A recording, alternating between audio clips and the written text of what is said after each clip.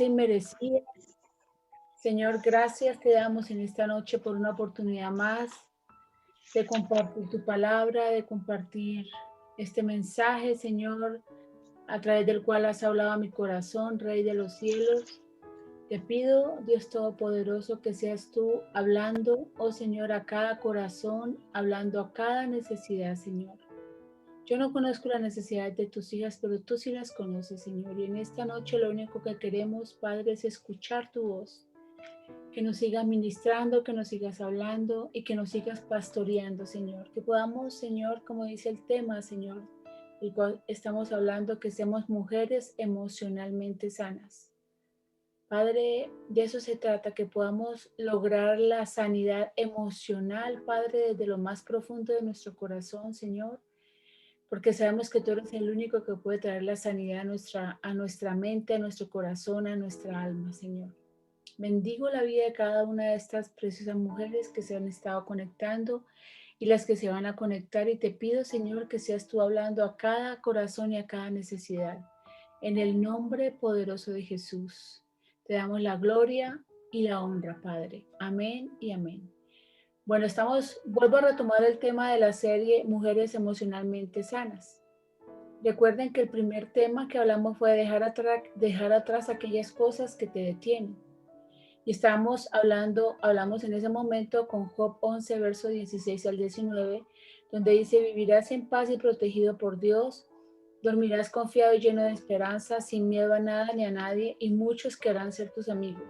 Olvidarás tus sufrimientos por completo, y si acaso los recuerdas, será como recordar cosas sin importancia. Tendrás una vida muy feliz, tus pesadillas más horribles se convertirán en dulces sueños. Y de eso se trata, dejar atrás todas aquellas cosas que nos detienen, que podamos entender que somos más que vencedoras con Cristo, que podamos caminar de su mano, que podamos tomar decisiones sabias para poder avanzar hacia lo que Dios tiene preparado para cada uno de nosotros. De eso hablábamos la primera vez, dejar atrás todas aquellas cosas que nos detienen, y empezamos hablando de dejar de temer lo que piensan los demás. Recuerden que muchas veces nos paralizamos porque nos dejamos llevar por lo que dijo aquel, aquella, o el concepto que dijeron de nosotras, cuando eso no es lo que nos tiene que mover. Necesitamos entender que la validación de otro no nos convierte en lo que somos. Lo que nos convierte en lo que somos es lo que Dios dice que somos nosotros. Amén. Y tenemos que tener en cuenta que somos sus hijas, que somos el vaso de honra, que somos el vaso escogido, que somos su especial tesoro, que somos la niña de sus ojos, y que Él tiene grandes planes con nosotros y que se cumplirán. Eso fue la primera charla. La segunda la hablamos de dejar de mentir. Y eso sí que fue bien complicado, y me parece que fue bien especial, porque mentimos de muchas maneras, mentimos aun cuando no decimos lo que sabemos, estamos mintiendo. Y el problema es que la mentira se convierte en un hábito, y cuando se convierte en un hábito es complicado sacarla de nosotros.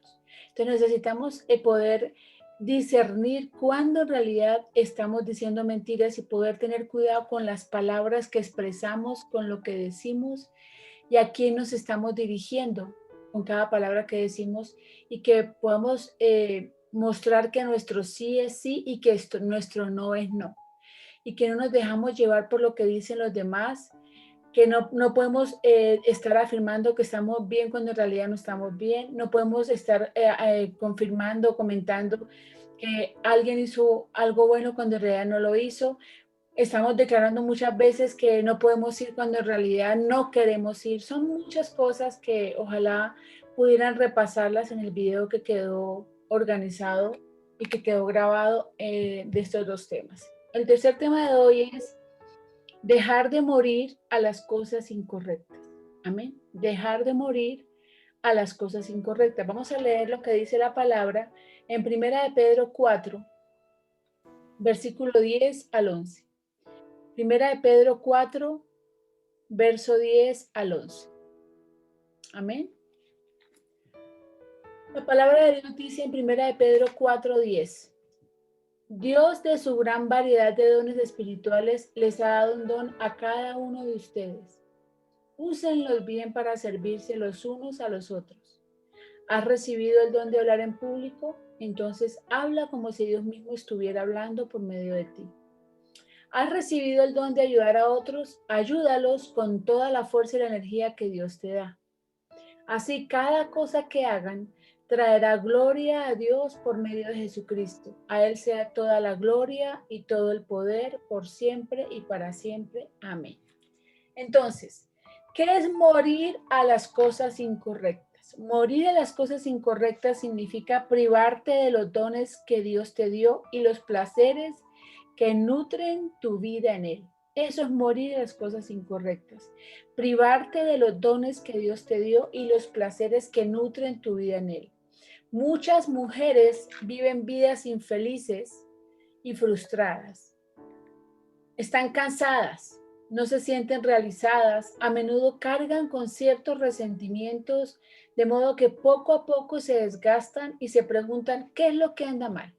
¿Qué será lo que anda mal en mi vida?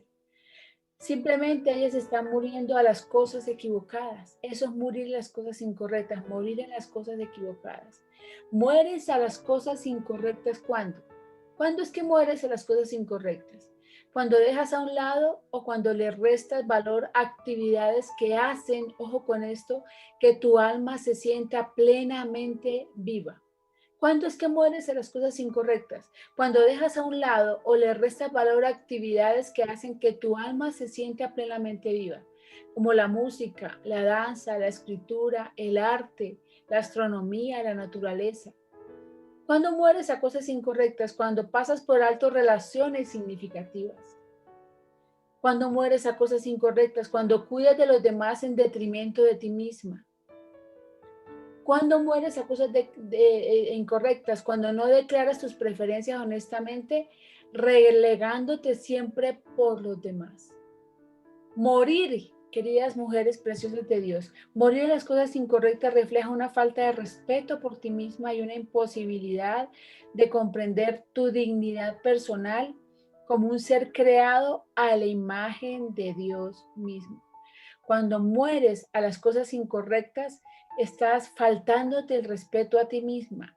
Y es una imposibilidad de comprender tu dignidad como hija de Dios que fuiste creada a su imagen y semejanza. Y esto puede conducir a una distorsión trágica y una mala aplicación de lo que significa entregar nuestras vidas por Cristo.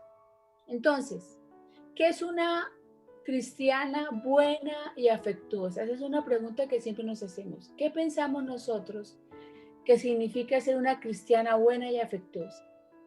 Durante los primeros tiempos como creyentes, muchas veces creemos que una cristiana buena y afectuosa personifica ciertas cualidades.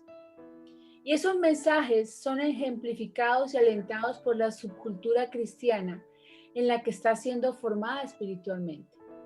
Deseamos ser una cristiana buena y cariñosa sin importar lo que cueste. Y entonces, ¿qué pasa? Muchas veces creemos que esas personas buenas y amables se caracterizan por 5 cosas. Escuchen esto.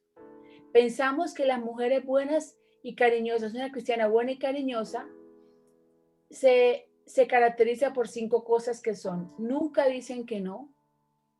Segundo, tienen una agenda social muy activa. Tercero, hacen malabares con muchas cosas a la vez sin quejarse. Cuarto, realizan un montón de tareas. Y por último, ponen las necesidades de los demás antes que las suyas.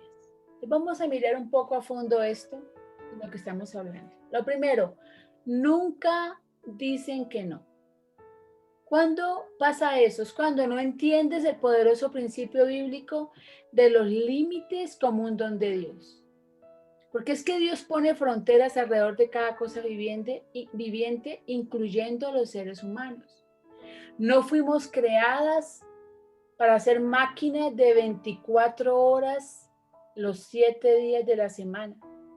No fuimos creadas para eso. Nuestros cuerpos y mentes necesitan dormir y descansar. Entonces tenemos que entender que como mujeres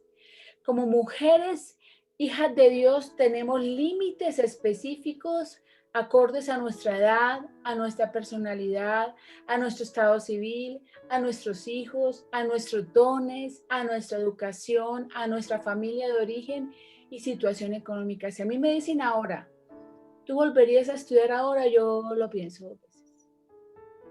¿Por qué? Porque cuando yo estudié odontología yo tenía 2 hijos. Entonces yo tenía que atender a mi esposo, atender mis hijos y atender la carrera. Yo salía de mi casa a las 7 de la mañana y regresaba a las 6 de la tarde. ¿A qué?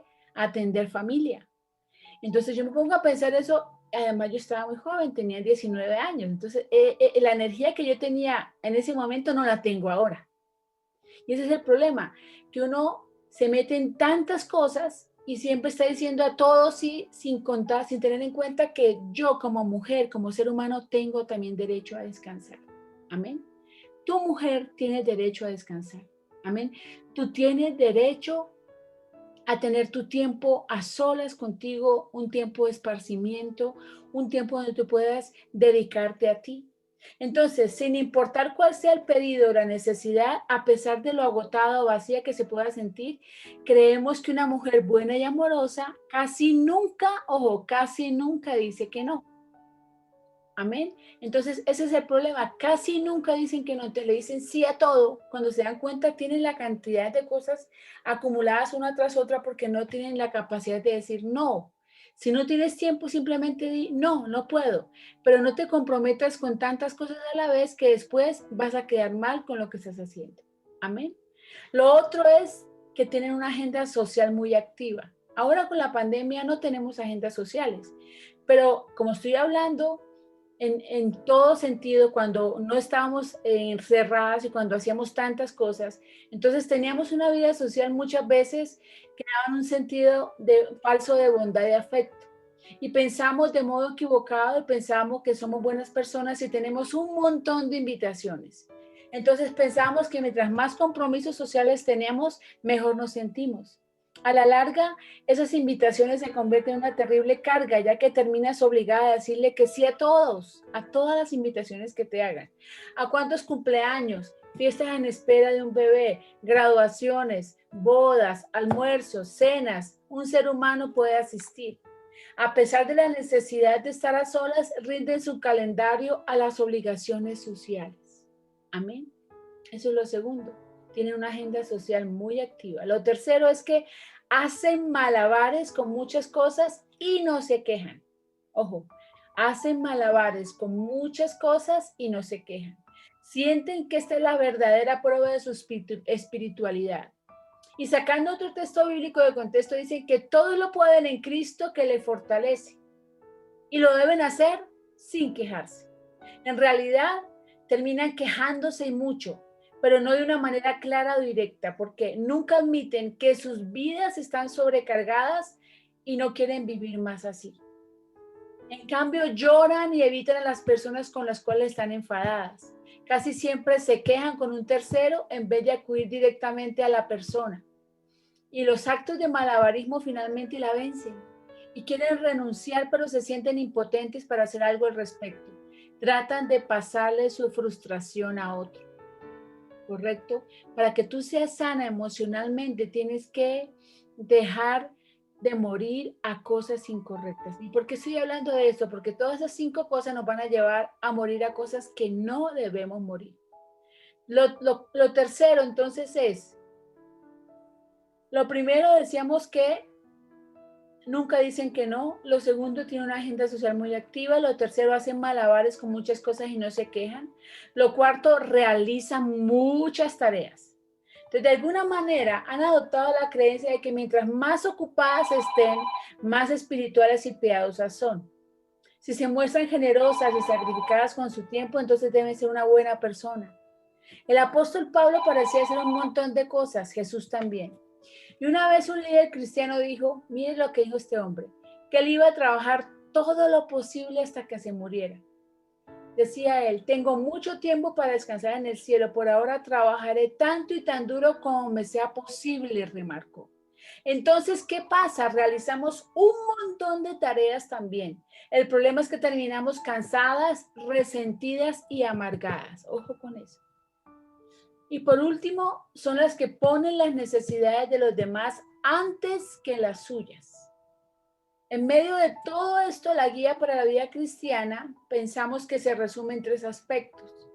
Jesús primero, los otros en segundo lugar y yo en tercero. Eso pensamos que se resume la vida cristiana, porque siempre ponen las necesidades de los demás antes que las suyas.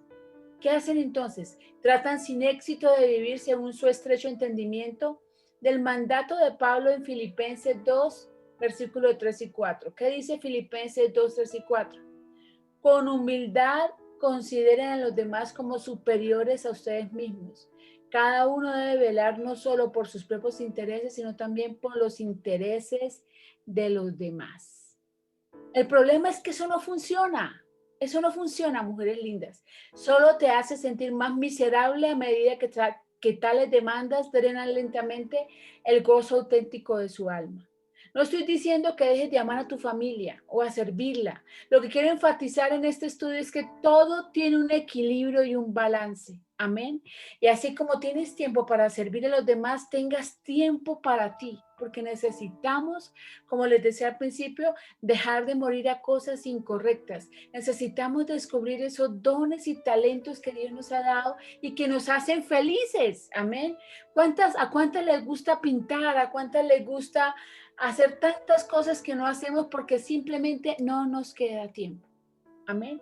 Porque ¿qué pasa? Cuando morimos a cosas incorrectas nos perdemos el privilegio de cumplir el propósito de Dios en nuestras vidas, ya que muchas veces nos desviamos del norte que Dios tiene para nosotras, porque nos olvidamos que tenemos dones y talentos que no han sido descubiertos por ocuparnos de cosas que absorben nuestro tiempo y que muchas veces Dios no nos ha llamado a hacer. Ojo, estamos haciendo tantas cosas. El problema es que le estamos preguntando, hemos preguntado a Dios, ¿tú nos mandaste a hacer esto o no? Y en esto de morir a cosas incorrectas, existe otro factor importante y es que hay dos tensiones que nos hacen desviar del propósito de Dios. Porque la mayor parte de la formación espiritual se enfoca primordialmente en la depravación y el pecado. Entonces enfatizamos la formación espiritual en que no a la depravación, no al pecado, no a esto, no a aquello.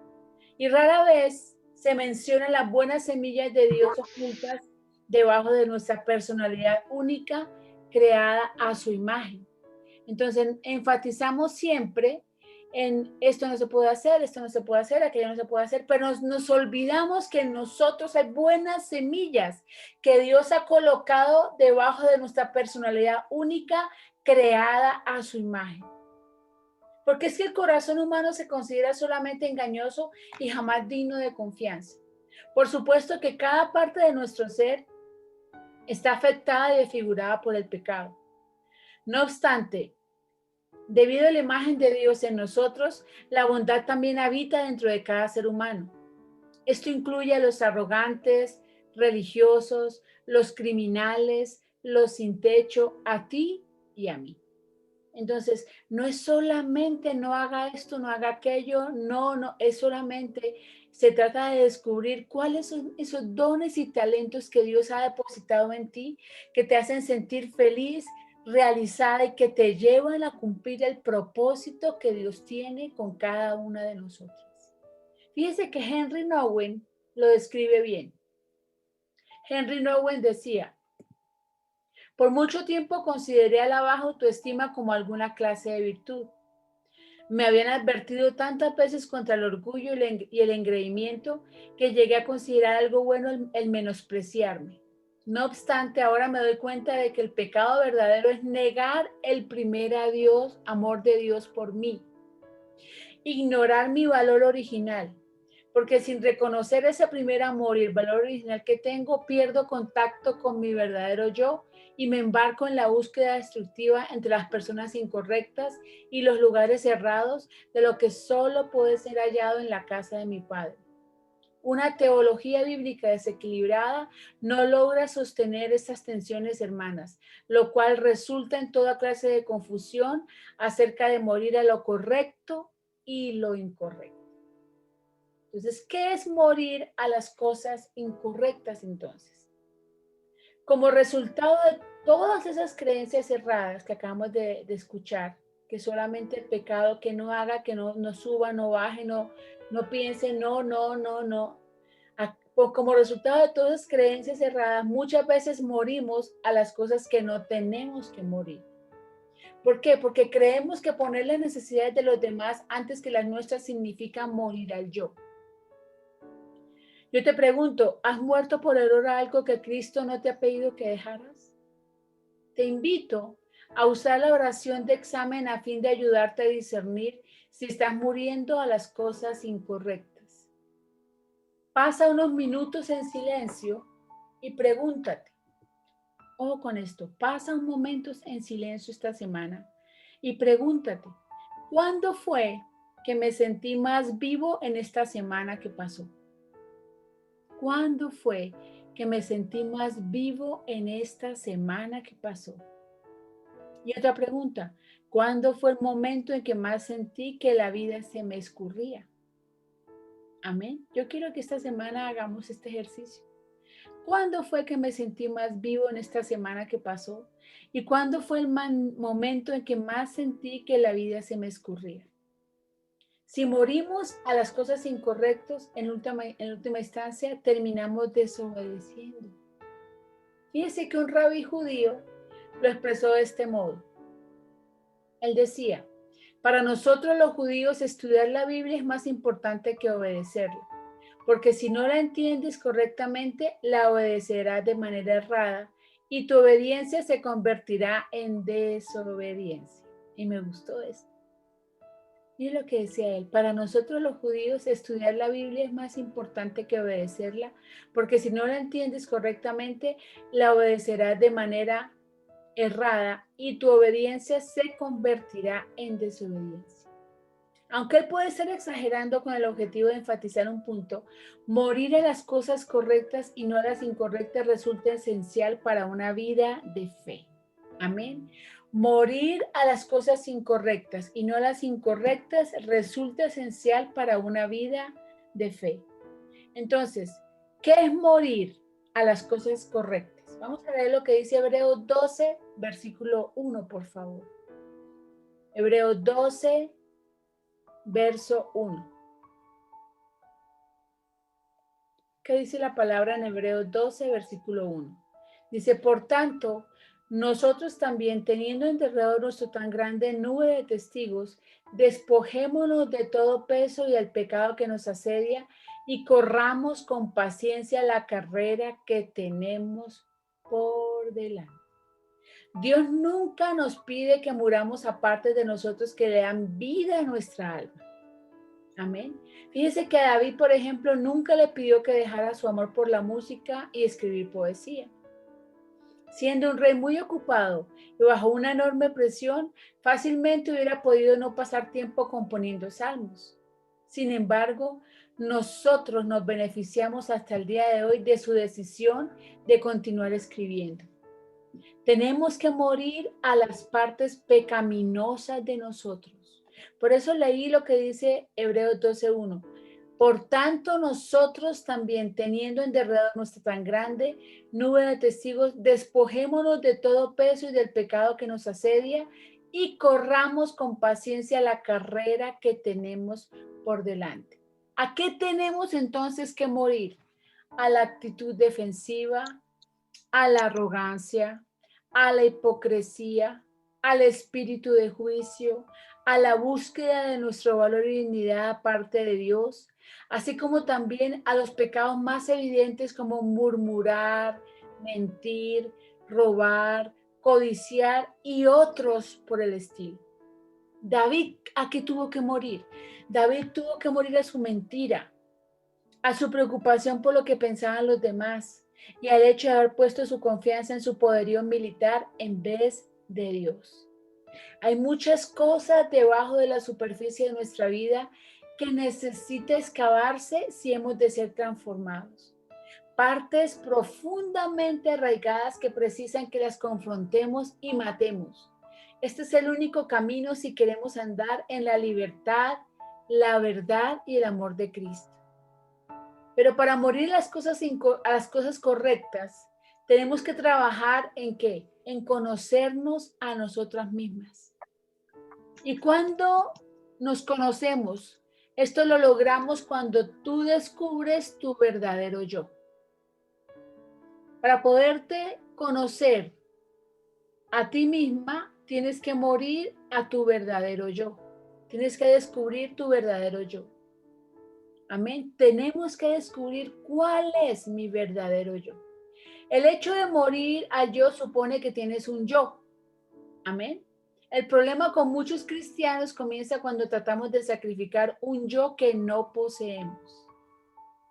Tratamos de morir a nuestros temores, enojos, tristezas, por ejemplo, sin primero reconocer que tenemos miedo, que estamos enojados o que estamos tristes.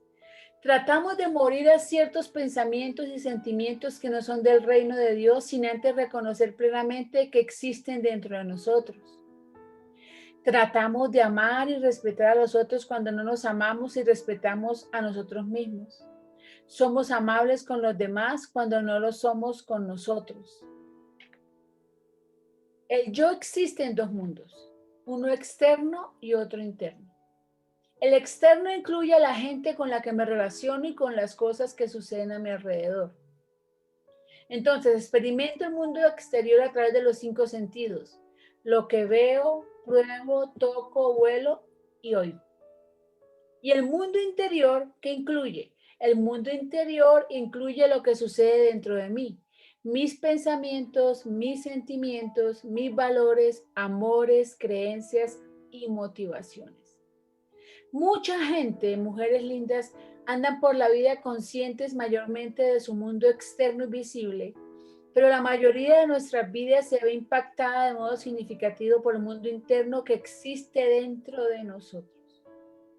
Ojo con esto, mucha gente anda por la vida consciente mayormente de su mundo externo y visible, pero la mayoría de nuestras vidas se ve impactada de modo significativo por el mundo interno que existe dentro de nosotros.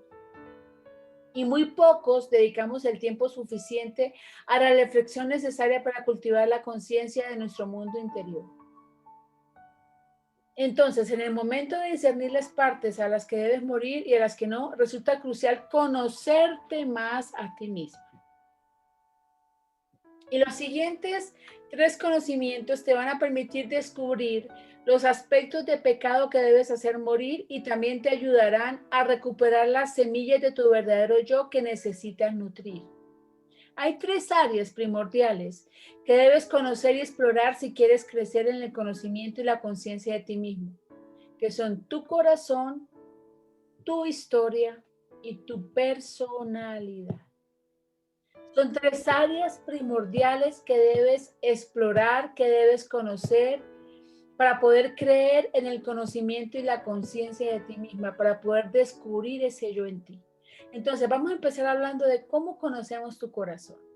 ¿Cómo conoces tu corazón? Proverbios 3, versículos 5 y 6 dice lo siguiente. En la Nueva Versión Internacional dice: confía en el Señor de todo corazón y no en tu propia inteligencia. Reconócelo en todos tus caminos y Él allanará tus sendas. Hablando bíblicamente, ¿qué es el corazón?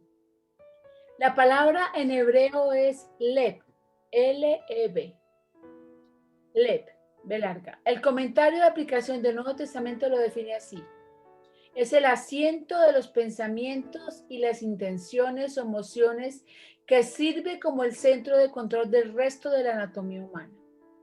Un comentarista lo llama la sede del tesoro más preciado de una persona.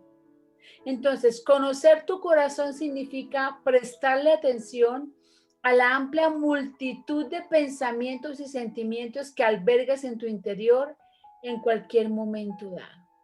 Repito esto, conocer tu corazón significa prestarle atención a la amplia multitud de pensamientos y sentimientos que albergas en tu interior en cualquier momento dado. Dag Hammarskjöld, antiguo secretario general de las Naciones Unidas, describe el desafío que yace dentro de nosotros.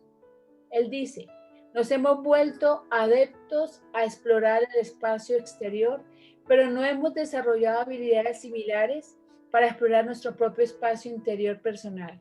En realidad, el viaje más largo es el viaje introspectivo. ¿Por qué? Porque la forma en que piensas y sientes es lo que compone tu ser interior. Eres moldeado por tus anhelos, tus preferencias, tus miedos, tus creencias, tus valores, tus sentimientos, tus pensamientos. Todo eso te identifica a ti. Entonces, conocer las profundidades de tu corazón no resulta sencillo.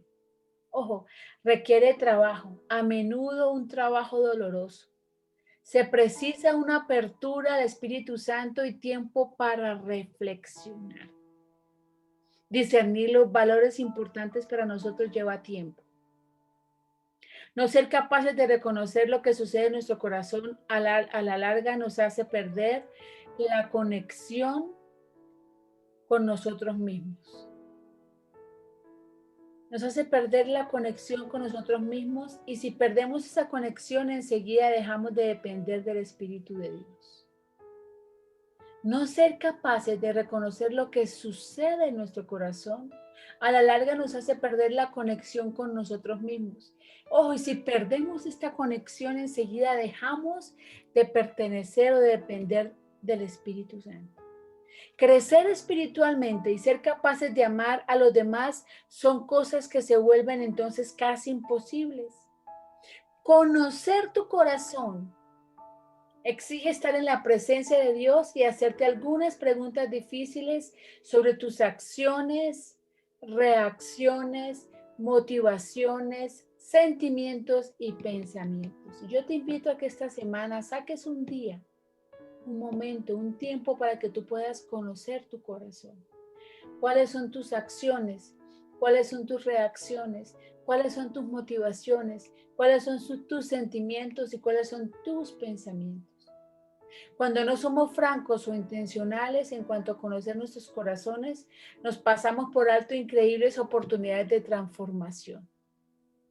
Amén. Eso tiene que ver con conocer tu corazón. Entonces, cuando tú conoces tu corazón, vas a descubrir en realidad quién eres tú. Vas a poder descubrir a qué tienes que morir en realidad. Y vas a descubrir que de pronto estás muriendo a cosas que no debes morir. Amén. Segundo, conoce tu historia. Vamos a leer lo que dice la palabra en Éxodo 34, versículos 6 y 7, por favor. Éxodo 34, versículos 6 y 7. Conoce tu historia. Dice, el Señor pasó por delante de Moisés proclamando: Yahvé, el Señor, el Dios de compasión y misericordia. Soy lento para enojarme y estoy lleno de amor inagotable y fidelidad. Yo derramo amor inagotable a 1000 generaciones y perdono la iniquidad y la rebelión y el pecado. Pero no absuelvo al culpable, sino que extiendo los pecados de los padres sobre sus hijos y sus nietos. Toda la familia se ve afectada hasta los hijos de la tercera y cuarta generación. Entonces, ¿qué pasa con nuestra historia? En nuestros jóvenes años formativos somos como cemento fresco en el cual nuestras familias dejan huellas inconscientes muy profundas. Esas huellas al final se solidifican y no se pueden cambiar fácilmente. Solo cuando crecemos nos damos cuenta de la profundidad de su influencia. Mi familia me brindó muchos legados positivos por los cuales estoy muy agradecida. Entre ellos, la importancia de la familia, la fe en Dios y la sensibilidad hacia los pobres. Por desdicha, también heredé algunos legados negativos. Por ejemplo, aprendí formas no tan sanas de lidiar con el conflicto y evitar las emociones desagradables. Esta herencia, mujeres lindas, puede continuar hasta la vida adulta y afecta de forma negativa al matrimonio, mi maternidad y mis otras relaciones. Entonces, si decimos que pertenecemos a la familia de Cristo, pero continuamos perpetuando formas de vida insanas, aprendidas en nuestros años pasados, nos estamos engañando. Hábitos como el sarcasmo, mantenerse a la defensiva, el perfeccionismo, la venganza, la amargura, juzgar a los demás y negarse a perdonar no pertenecen a la familia de Jesús. Debemos entonces explorar nuestras historias de cerca para aferrarnos a lo bueno y con valentía admitir y cambiar lo que no lo es.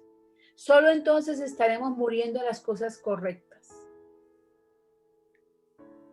Además de reflexionar sobre los legados que nos dejaron nuestras familias, también es importante considerar a otras personas significativas que nos formaron, como entrenadores, mentores, pastores o maestros. Tal vez un entrenador le enfatizaba a un atleta estrella: ganarlo es todo. Ahora, como adulto, no puede aceptar los contratiempos, fracasos y decepciones sin condenarse como un completo fracaso en cada área de su vida. Cuando los mensajes que recibimos violan los límites de nuestra humanidad, confundimos lo que significa morir y seguir a Cristo. También resulta crucial considerar tu historia espiritual. Por ejemplo, he sido formada tanto positiva como negativamente por mi cristianismo evangélico. En cuanto a lo positivo, he aprendido sobre el gozo de una relación personal con Jesús, la gracia del Evangelio, el amor por la palabra, el sentir de Dios por el mundo y el poder del Espíritu Santo. Pero en cuanto a lo negativo, he descubierto algunas cosas a las que preciso morir, ir más allá de mis límites, pasar por alto mis debilidades, evitar las emociones difíciles como el enojo, la tristeza y el temor, juzgar la senda espiritual de otros y no admitir mi quebranto. Tengo que morir a esto porque muchas veces hemos aprendido estas cosas pensando que hacemos lo bueno. Amén. Pensamos que no nos podemos enojar, pensamos que no podemos tener emociones difíciles, pensamos que no podemos tener tristeza, pensamos que no podemos tener temor, cuando Cristo dice que no importa que temen, lo importante es que confiemos en Él cuando temamos. Entonces, cuando reflexionas sobre tu historia, ¿cuál es el mensaje de vida que recibiste de tu madre? Y qué bueno poder hacer ese análisis esta semana. ¿Cuál es el mensaje de vida que recibiste de tu madre, de tu padre, de una maestra, de un entrenador, de la persona que te cuidaba? Considera entonces lo que Dios dice de esos mensajes. Cómo estar atenta a eso te ayuda a saber si son cosas a las que debes morir o no. Amén. Y por último, conoce tu personalidad.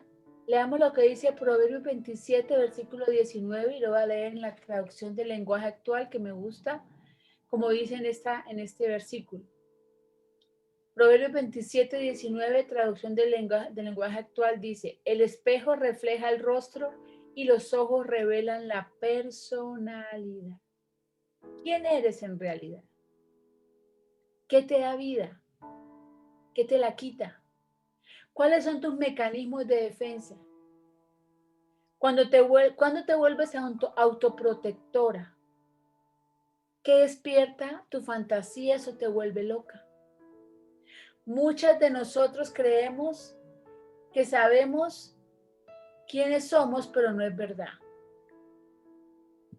Los test de la personalidad casi nunca mienten y dan una información bastante precisa sobre nuestra naturaleza, la cual profundiza el conocimiento que tenemos de nosotros mismos. Hay muchos test de personalidad que tú puedes encontrar en internet. Hay uno que se llama Enneagrama. Es larguísimo, pero es muy bueno si lo pueden hacer. Se llama test de personalidad Enneagrama. Ahora lo pueden hacer para que puedan saber aún más cuál es su personalidad. Pero las indicaciones que recibimos de esos test pueden poner muy bien de manifiesto a lo que tenemos o no tenemos que morir. Aparentemente existen tantos test de la personalidad como diferentes personalidades. Cualquiera sea el que lleves a cabo, el tipo con el que más te identifiques, hay dos factores de particular importancia con respecto a conocer tu personalidad. ¿Qué es lo que queremos conocer con estos test principalmente? Dos factores que son: determinar si eres introvertida o extrovertida y comprender aquello con lo que te ves tentada a reemplazar el amor de Dios en un esfuerzo por asegurar tu valor personal. Ojo con esto. Determinar si eres introvertida o extrovertida y comprender aquello con lo que te ves tentada a reemplazar el amor de Dios en un esfuerzo para asegurar tu valor personal. Entonces la pregunta es: ¿eres introvertida o extrovertida? La introversión y extroversión tienen que ver con lo que te energiza. Los extrovertidos reciben su energía del mundo exterior y al estar con la gente. Los introvertidos se energizan con su mundo interior y al estar solos. Amén. Y la segunda pregunta es, ¿cuál es la fuente de tu valor y autoestima? Y esto se refiere a cómo experimentas el amor y la aceptación, además de lo que te brinda un sentido de poder. Y aquí dos preguntas que te ayudan a captar tu fuente de valor y autoestima. ¿En qué confías para hallar tu sentido de importancia y significado? ¿En qué confías para hallar tu sentido de importancia y significado? Y la otra pregunta es, ¿qué temores centrales motivan tu comportamiento? Para muchas, hacer las cosas bien es extremadamente importante. No se trata de algo malo hasta que se transforma en una compulsión o depende de ello en vez de depender del amor de Cristo para afianzar tu identidad, valor y autoestima. Tal cosa puede llevarte a un perfeccionismo enfermizo que daña a las personas que amas. Por eso cuando hablamos de identidad nos referimos al conjunto de rasgos y características que diferencia a un individuo o grupo de individuos del resto. Por tanto, decir identidad femenina implica hacer referencia a todo aquello que hace que tú seas mujer. Entonces, reafirmar tu identidad supone por lo mismo que tú sepas qué significa ser mujer y que al mismo tiempo tengas claro el concepto de ti misma, de lo que eres y que sepas con certeza quién eres. Porque es que la autenticidad, el ser genuino de algo que ha sido creado, se mantiene por el testimonio de su creador, de su hacedor. ¿Quién mejor que su fabricante sabe para qué sirve un aparato y cómo funciona? Nadie sabe como él lo que es y lo conoce a la perfección. Nadie como él lo puede reparar, es decir, volverlo a la originalidad de su ser, de su creación. ¿Por qué? Por la simple y sencilla razón de que él lo ha hecho. Entonces, necesitamos descubrir en esa personalidad, en ese test de personalidad, cuál es tu fuente de personalidad, de dónde viene tu fuente de valor, de lo que dice Dios quién eres, de lo que dice Dios qué vas a hacer o de lo que la gente o tu ambiente externo dice y cree que tú debes ser. Porque es que estamos bombardeadas todos los días como mujeres, tienes que hacer esto, tienes que alcanzar aquello, tienes que lograr esto, tienes que alcanzar esto, tienes que tener, hacer, proceder para tener valor. Tu valor no viene de todo lo que dice el mundo que eres, tu valor viene de lo que dice Dios quién eres. Y la mejor manera es ir al fabricante, ir a ese Dios que es el que sabe cómo te creó, para qué te creó y cuál es el propósito para el cual te ha dicho. Y lo demás, y lo mejor de todo es que nadie como Él te puede reparar. Es decir, nadie puede volverlo a la originalidad de su ser o su creación. ¿Por qué? Por la simple y sencilla razón de que Él fue el que te creó, Él fue el que te hizo. Así también es Dios. Nadie sabe mejor que Él quién eres y cómo eres. No hay quien te conozca más perfectamente que Él.